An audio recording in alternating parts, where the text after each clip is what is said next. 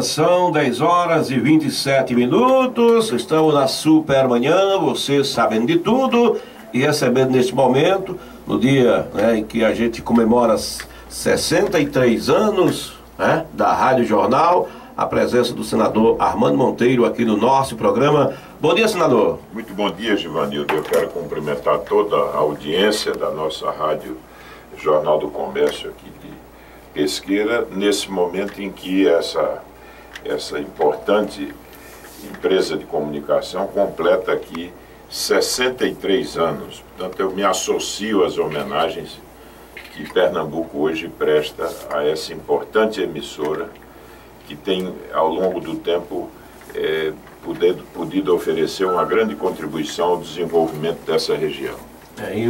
A gente vive esse momento de mais um ano da Rádio Jornal, mas ao mesmo tempo a gente está um pouco triste.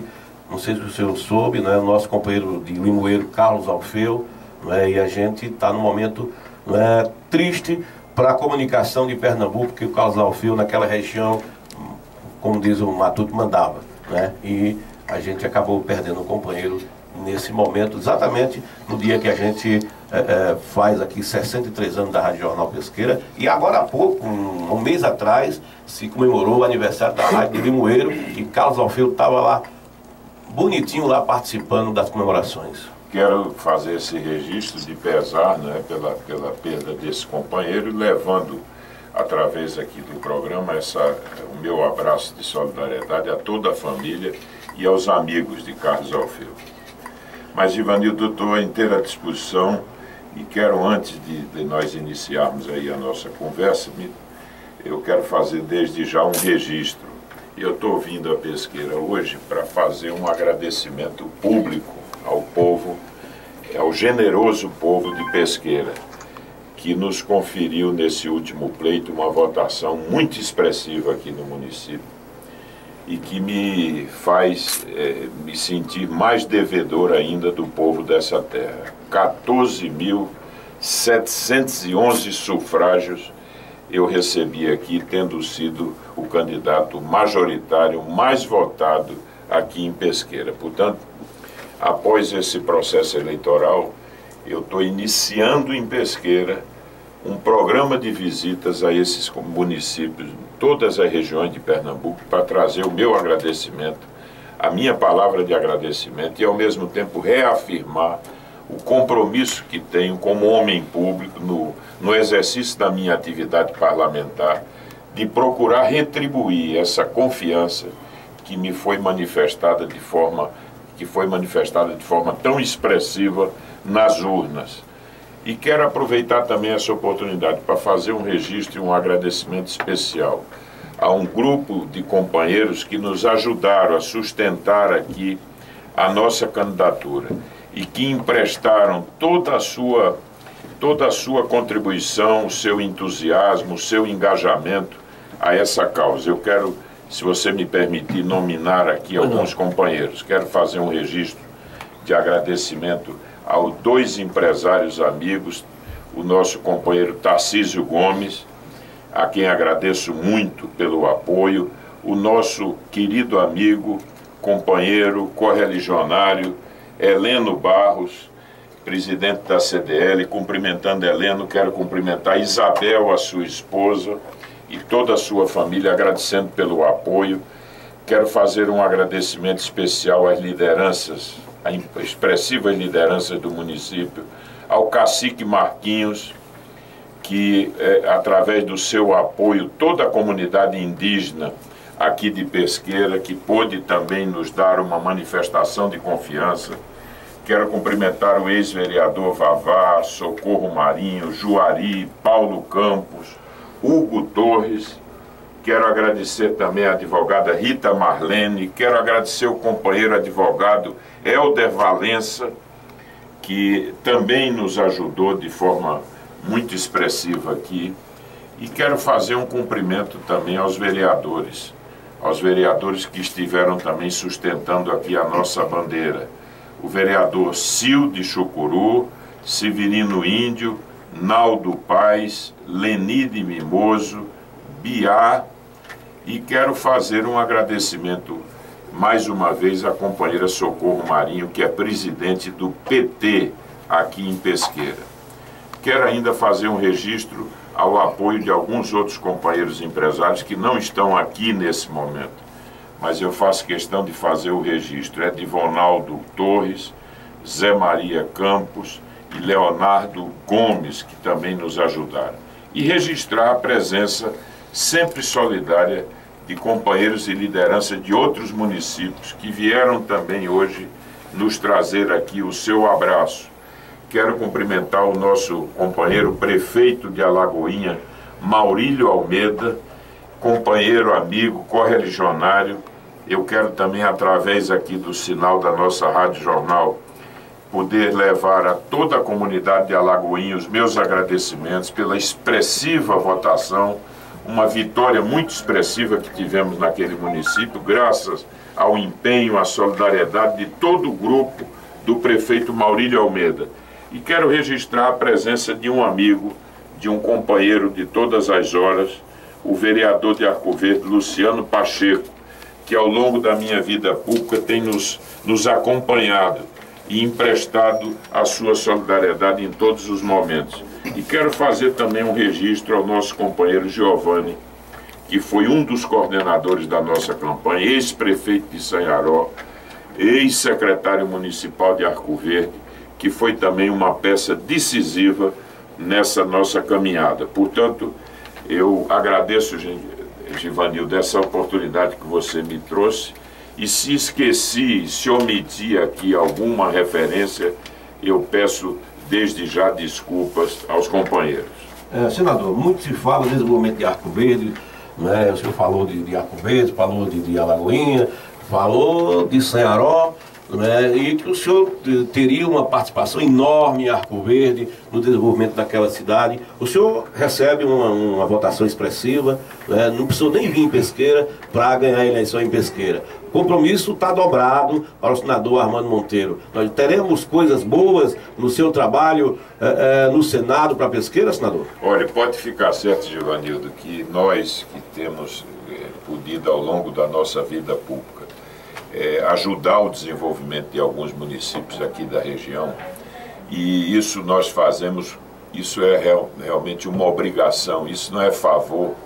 Os parlamentares que são eleitos com os votos dos pernambucanos têm que trabalhar em favor de todos os municípios de Pernambuco. Portanto, é evidente que tem alguns companheiros que se articulam mais, tem os prefeitos que nos procuram, que visitam os gabinetes, que vão a Brasília, que fazem um trabalho, vamos dizer, mais próximo dos parlamentares.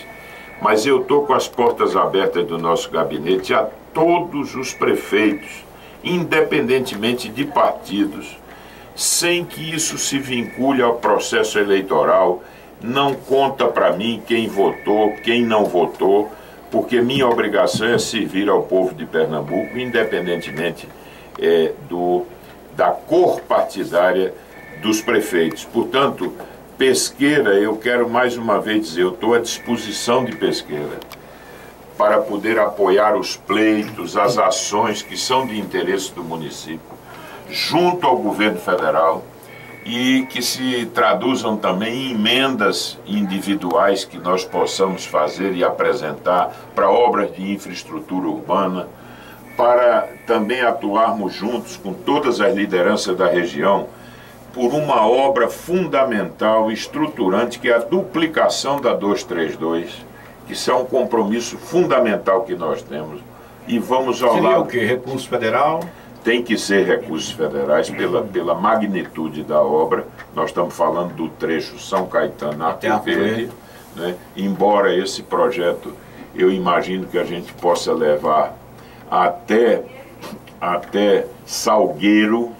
Acho que podemos pensar nisso, não numa perspectiva de prazo mais curta, mas a médio e longo prazo, levar até Salgueiro, porque é lá que a 232 começa, né? Salgueiro. Então nós precisamos fazer isso, completar. Mas a primeira etapa dessa duplicação, aqui está nos planos, inclusive, representa um compromisso de Pernambuco, é a duplicação do trecho São Caetano a Arco Verde. nós estaremos cobrando da presidente Dilma, lembrando a presidente Dilma a importância estratégica dessa duplicação, para que se constitua num corredor, num eixo de desenvolvimento que possa beneficiar e relançar as economias de Pesqueira, de Arco Verde, de toda essa região. E temos também uma outra grande obra do governo federal que precisa ser concluída, que é o sistema da adutora do Agreste. Nós precisamos de água, nós precisamos de estrada, nós precisamos de infraestrutura. E aí o sistema adutor do Agreste, que já está com a sua execução em curso, nós estamos precisando do ramal do Agreste. Como você sabe, essa água vai ser captada no eixo da transposição. É preciso concluir, portanto, o eixo leste da transposição e o ramal do Agreste, que vai exatamente permitir que você possa, a partir dele, com todo o sistema adutor, fazer chegar água a mais de 60 municípios da região, sobretudo aqui do Agreste, que é a região que tem hoje o pior balanço hídrico, porque é uma região que tem uma população maior, uma densidade populacional maior, e que não tem, como, por exemplo, até algumas áreas do sertão, não tem aquíferos e águas e lençóis aí que permitam, vamos dizer, você ter água no subsolo. Portanto, a realização dessa obra, a conclusão da adutora do Agreste é algo também muito importante. E eu quero afirmar nesse momento o meu compromisso para que, junto ao governo da presidente Dilma, a gente possa atuar para garantir essas conquistas. No governo do Estado começa a surgir a informação de um rombo no Estado. Como é que o senhor avalia? O senhor já tem esses números, já tem essa informação, começou a surgir isso já nos momentos finais do pleito, e o senhor tem essas informações? É verdade isso? Pode-se dizer que o Estado tem dificuldade?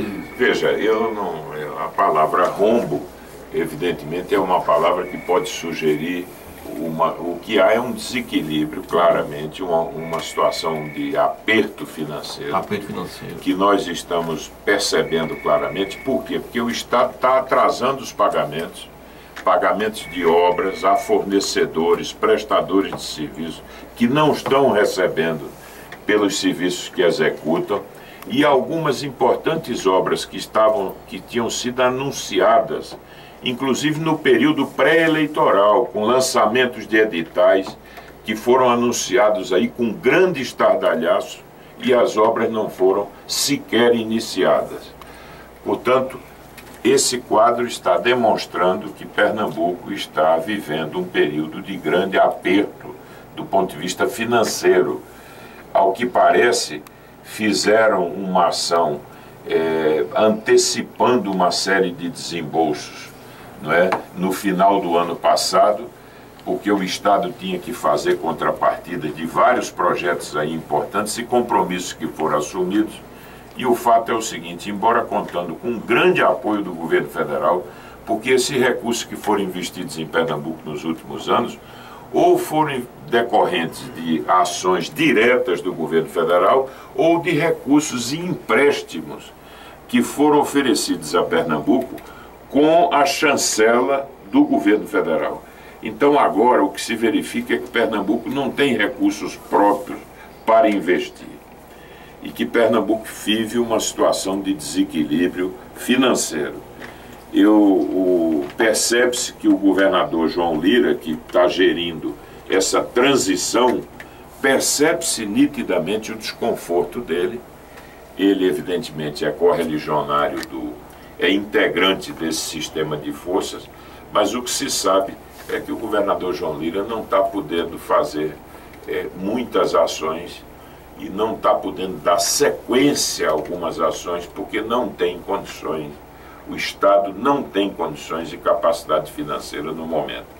Então, qual é o nosso papel? Nós não vamos... a eleição passou, os palanques têm que ser desarmados, nós temos que olhar para Pernambuco. Mas qual é agora o nosso compromisso? Nós temos que exercer uma oposição muito vigorosa para que tenhamos para que possamos fazer uma fiscalização do governo. Nas democracias, a oposição cumpre esse papel, que é um papel insubstituível. Os governos são melhores quando a oposição é mais vigorosa e mais vigilante. Pernambuco precisa de mais oposição no sentido da cobrança, da fiscalização e do acompanhamento. E você sabe, Givanildo, que o candidato adversário, o governador eleito, assumiu muitos compromissos com a população de Pernambuco. Muitos compromissos que nós vamos cobrar a partir do dia 1º de janeiro. Nós vamos estar atentos para cobrar os compromissos que foram assumidos. Compromisso de oferecer melhores condições salariais aos servidores públicos em Pernambuco. Você deve lembrar da promessa do candidato de dobrar o salário dos professores. Alguém até brincou, disse o que eles não puderam fazer em 8 anos. Eles estão agora dizendo que vão fazer em 4. E não apenas dos professores, porque nós temos servidores em muitas outras áreas que precisam de um reajuste salarial. E mais ainda, atender às demandas imensas que nós temos na área de saúde, a situação dos hospitais, o que nós sabemos aqui no interior, né? A falta de remédio, de medicamento, de estrutura, de médicos, né? O quadro que eu posso dizer de verdadeiro descalabro na saúde pública de Pernambuco. Portanto, nós estaremos atentos, junto com os companheiros da nossa coligação que foram eleitos deputados estaduais. São 12 deputados estaduais que foram eleitos pela nossa coligação e vamos estar, portanto, atentos e vigilantes. Mas sempre lembrando que nós não fazemos oposição a Pernambuco.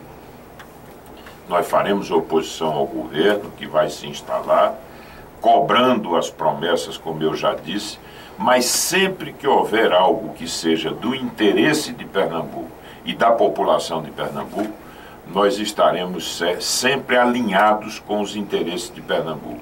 Seja para apoiar algum projeto do governo que nós consideremos necessário e positivo, seja para ajudar junto ao governo federal para que se possa repassar os recursos sob a forma de convênios ou de investimentos diretos do governo federal para importantes obras, como nós referimos aqui no caso da duplicação da 232, da conclusão da adutora do Agreste, que são obras de grande impacto aqui na região. A preocupação, a gente observa das pessoas com relação a exatamente isso que o senhor coloca, né? Porque foram muitos investimentos em Pernambuco e aí o governador eleito não apoiou a candidatura de Dilma. Dilma vence.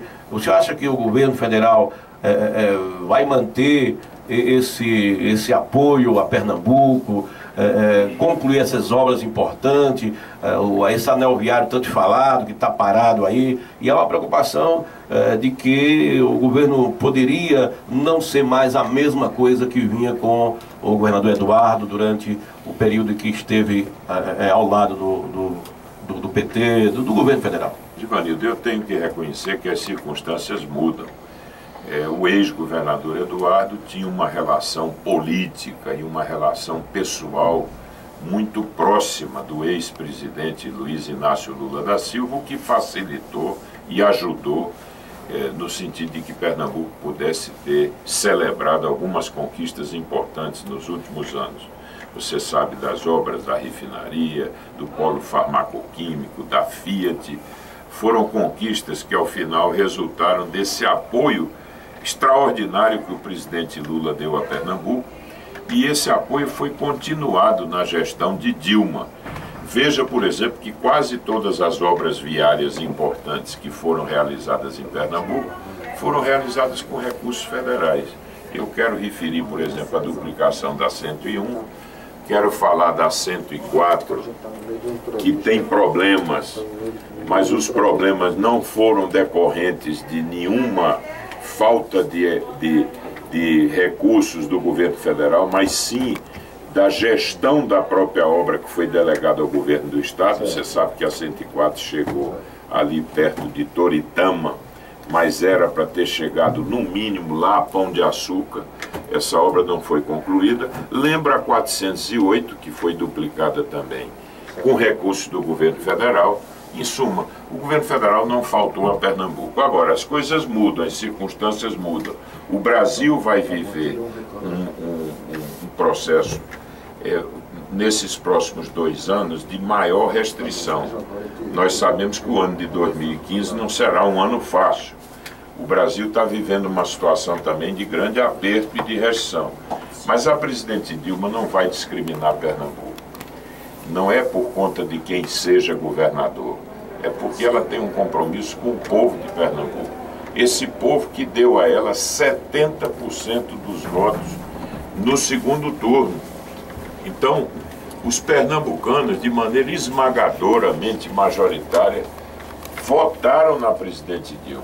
Isso é um voto de agradecimento, é um voto de gratidão, de reconhecimento ao muito que foi feito, mas é, sobretudo, um voto de confiança. É uma renovação de confiança para que o governo federal continue ajudando Pernambuco. E nossa obrigação como parlamentar que somos, da bancada de Pernambuco, é ajudar nesse processo. Portanto, a presidente Dilma não vai ajudar o governo, a presidente Dilma vai ajudar Pernambuco. Vai garantir os recursos para realizar obras importantes.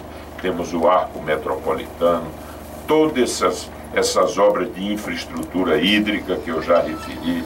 Nós temos a 423, já que falamos em obras viárias, nós temos a duplicação da 423, que é um compromisso também que a presidente assumiu, que estava no PAC, inclusive, o projeto para a execução da duplicação da 423 de São Caetano a Garanhuns.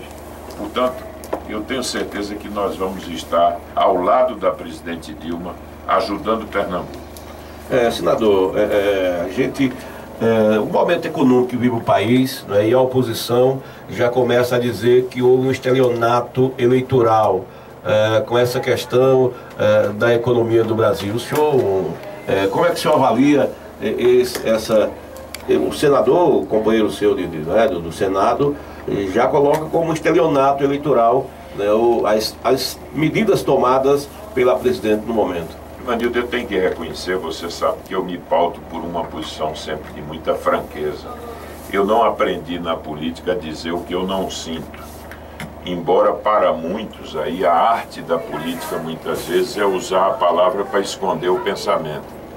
Eu acho que o governo federal precisa, a presidente Dilma precisa corrigir a política econômica.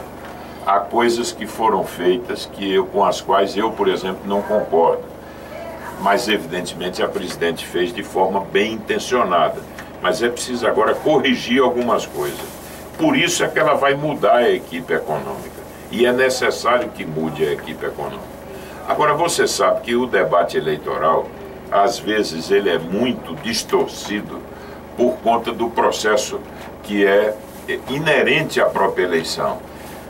Por exemplo, alguém não pode dizer que tem a responsabilidade de governar, não pode, por exemplo, durante a campanha dizer que vai fazer medidas de restrição, de cortes, não é verdade? Infelizmente isso acontece, não é aqui, é no mundo. Ninguém anuncia no processo eleitoral as medidas de ajuste. Aumentar a energia, aumentar o juro. Agora, todos os que estão, de alguma maneira, acompanhando o desenrolar da economia brasileira sabem que serão necessários ajustes. Esse aumento da taxa de juros que foi agora, que o governo, que o Banco Central autorizou, esse aumento se deu porque o maior compromisso que a presidente Dilma tem é controlar a inflação. O juro é um remédio amargo, ninguém aumenta a taxa de juro porque gosta. O juro é um instrumento da política econômica. Se você tem uma pressão de preços, se os preços, vamos dizer, saem do lugar, você tem que usar a política monetária para poder devolver, para poder estabilizar a economia. Portanto, é um remédio amargo mas é um remédio necessário. Eu acho que isso não é estelionato eleitoral. Eu acho que é uma medida que às vezes impõe sacrifício, mas que decorre da responsabilidade de quem governa. Quem governa tem que tomar essas medidas quando elas são necessárias. Vamos entrar um pouquinho porque de 2 em 2 anos a gente volta a falar na reforma política. Hoje eu assisto lá no TV Senado, TV Câmara, reforma política todo dia. Daqui a pouco nós vamos esquecer, ou será que vai sair dessa vez, senador? Vamos mais 2 anos, mais 2, mais 2. Givanildo, olha, a política é a arte da esperança. É da esperança. Eu acho, a gente não pode, quem não tiver esperança, não pode ficar na vida pública. Os céticos, os desanimados, os descrentes, os chorões, esse não pode estar na vida pública. A vida pública é um exercício de esperança. A gente está para ver se muda, se melhora, se transforma, se faz as coisas avançarem. Eu devo lhe dizer que eu tenho frustrações como homem público e parlamentar. Eu gostaria de que o Brasil já tivesse feito uma reforma tributária. Eu, quando me elegi deputado a primeira vez, eu trabalhei firmemente num projeto de reforma tributária que foi aprovado na comissão especial e depois não foi aprovado no plenário. O Brasil precisava ter construído um sistema tributário melhor para quem produz, né? Um sistema que não penalize tanto os setores de menor renda, que paga os impostos embutidos nos preços, em tudo que consome, e quem tem renda menor termina pagando mais. Né? Um sistema complexo, burocrático, o pequeno empresário se vê aí enredado numa burocracia terrível, embora a gente tenha tido avanços como o Simples, o regime simplificado de tributação. Nós trabalhamos muito nisso. Agora trabalhamos no PLS 147, que vai tirar muitos produtos do pequeno empresário da tal substituição tributária, que está matando o pequeno. O pequeno paga um imposto antes de receber a mercadoria. Nós aprovamos um projeto para tirar uma gama muito grande de produtos da substituição tributária. Agora você está falando de reforma política, eu não queria fugir à pergunta. Eu acho que está na hora de fazer uma reforma no sistema político. O nosso sistema político está dando sinais muito claros de esgotamento. Por quê? Porque não é mais representativo o sistema. O povo não se reconhece mais, não reconhece mais a sua representação política como sendo parte como se ela expressasse o sentimento da sociedade. Quando isso acontece é um perigo para a própria democracia. Nós temos que, de certo modo, reformar o sistema político para que ele tenha mais legitimidade. E eu, por exemplo, entendo que nós temos que mudar muitas coisas. Por exemplo, eu defendo o fim da reeleição. Eu acho que em 4 anos pode se fazer nada? Podemos fazer um mandato de 5 anos, que é um mandato bastante razoável, tá certo? Mas acho que o Instituto da Reeleição no Brasil precisa ser reformado. Precisamos também mudar o sistema eleitoral. Eu defendo um sistema misto, um sistema distrital misto, que você possa conjugar o voto distrital majoritário com o voto em lista do partido. Por quê? Porque no sistema atual as pessoas são votadas em toda a parte, os candidatos proporcionais, sem ter vinculação com aquelas comunidades.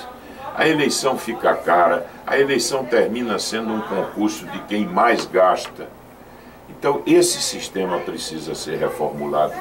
Nós temos outra questão. Número de partidos. Número de partidos, a cláusula de barreira, porque você só pode limitar o número de partidos no Congresso se você estabelecer uma meta mínima. O partido, para poder ter, precisa ter uma representação mínima no Congresso. É a cláusula de barreira. O financiamento das campanhas, que é uma coisa que está em discussão no Brasil. Nós podemos continuar a ter financiamento empresarial, ou o financiamento privado se dará só através de pessoas físicas? E como as empresas contribuem? De forma direta, vai se estabelecer um teto, um limite? Vai ter financiamento público, pelo menos uma parte, para que aquela pessoa de classe média que não tem recursos, que não tem vinculação com o setor empresarial, também possa participar da vida pública? São questões muito importantes que eu acho que a gente deve discutir. A hora é essa. A presidente Dilma assumiu o compromisso, inclusive. Lula também assumiu. É verdade. Fernando Henrique assumiu. É verdade. Mas agora o sistema está dando claros sinais de esgotamento. Os escândalos se sucedem. É o Mensalão, o Petrolão e outros que virão aí. Portanto, está na hora de fazer uma reforma no sistema. A presidente Dilma propôs um plebiscito, inclusive. O senhor acha que... Alguns defendem o plebiscito com a constituinte exclusiva depois. Um congresso que é convocado só para fazer a reforma. E não poderia ser mais candidato, no caso. E não poderia ser mais candidato. Porque o que é que dizem? Dizem que nesse congresso, esse chamado congresso ordinário aí não é significando que não tem valor. É o congresso normal. O congresso normal não faz a reforma política porque o parlamentar fica olhando o interesse dele na perspectiva da próxima eleição. Mas, mas eu acho que existe também outra situação. A lista fechada, o senhor não é a favor? Eu sou a favor, como disse, sistema distrital misto. É um voto majoritário no distrito com um sistema de lista. Mas aí precisaria melhorar muitos partidos, porque o dono do partido eu boto logo meu nome ali na frente. Mas você veja, a gente está num sistema que não sabe onde é que começa e o que é... Bota logo meu nome no nome da lista. O que é, bota no nome da lista. Mas hoje as cúpulas partidárias controlam os partidos do mesmo do mesmo jeito, né? Então veja, a gente precisa ver como é que pode reformar o sistema. Em suma, é uma discussão que a sociedade tem que fazer. Uma outra maneira é aproveitar o Congresso mesmo para fazer a reforma e fazer um referendo depois, não é o começar com plebiscito. É prestigiar o Congresso faz a reforma e depois submete o resultado da reforma a um referendo popular. É uma outra tese.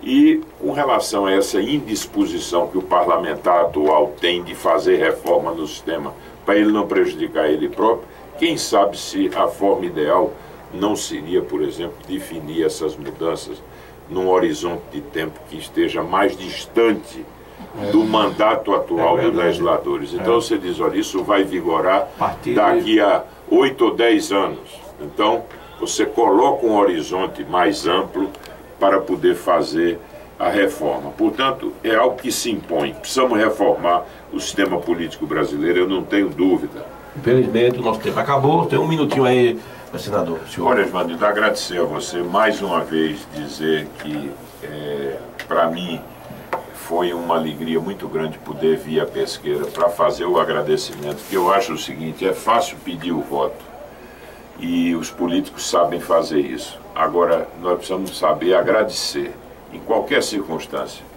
E é isso que eu vim fazer hoje em Pesqueira, agradecer por essa manifestação de confiança de quase 15 mil pesqueirenses.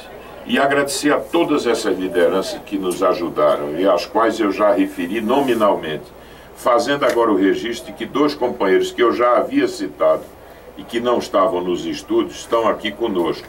O vereador Sil, de Chucuru, e o companheiro Zé Florencio, que também chegou agora. Eu cumprimento os dois, mais uma vez agradeço a todos pelo apoio e reafirmo nessa oportunidade o meu compromisso de poder lá no Senado Federal continuar a servir a Pernambuco e de modo especial a Pesqueira e a todos os municípios aqui da região. Muito obrigado a você.